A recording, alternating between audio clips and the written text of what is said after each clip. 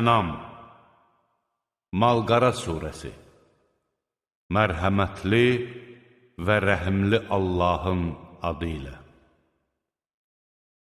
Göyləri və yeri yaradan, zülmətləri və nuru var edən Allaha həmd olsun. Bu dəlillərdən sonra kafir olanlar hələ də bütləri öz Rəbbinə tay tuturlar. Sizi palçıqdan yaradan, sonra da əcəlinizi təyin edən O'dur. Onun yanında qiyamət günü üçündə bəlli bir əcəl vardır. Bunu bildikdən sonra siz yenə də şübhə edirsiniz. O, həm göylərdə, həm də yerdə ibadət olunan tək Allah.